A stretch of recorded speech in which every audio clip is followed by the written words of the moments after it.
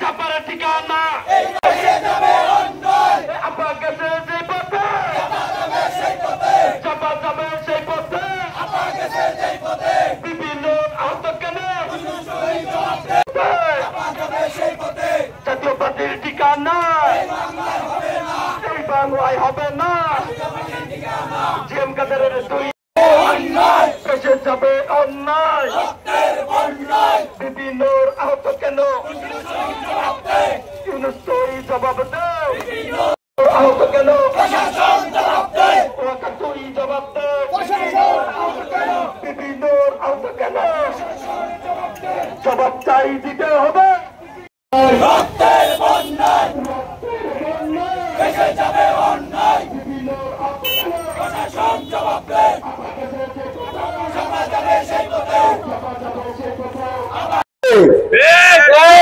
সেই পতনের কথা ফ্যাসিবাদী প্রশাসনের মাধ্যমে কিন্তু এখন বিরাজ করতেছে যে নূরের বক্তব্যের কারণে যে নূর জনগণকে 10% জন্য উৎসাহিত করেছে তার জন্য জনগণ উৎসাহিত হয়ে মাঠে নেমে পড়েছে।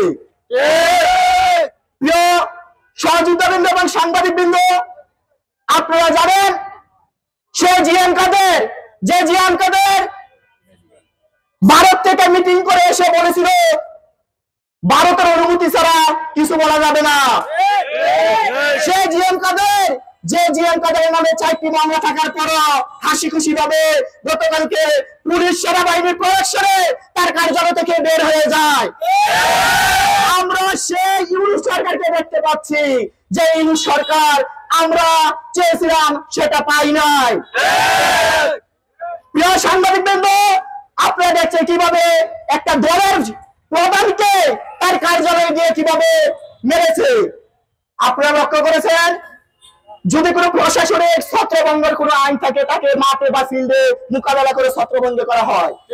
আমরা গতকালকে লক্ষ্য করেছি তা পরিকল্পিতভাবে নূরের উপর হামলা করা হয়েছে, যেটা আওয়ামী ফ্যাসিবাদের মাঝে বিরাজমান ছিল সেটা এখন প্রশাসনের মাঝে দেখা যাচ্ছে।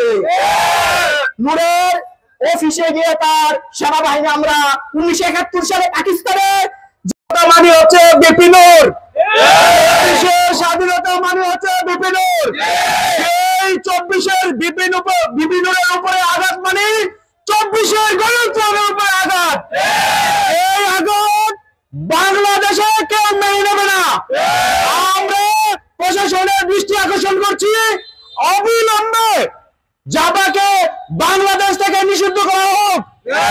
জিএম কাদেরকে অতি বিলম্বে 24 ঘন্টার ভিতরে অ্যারেস্ট করে ওকে শাস্তির আওতায় আনা হোক।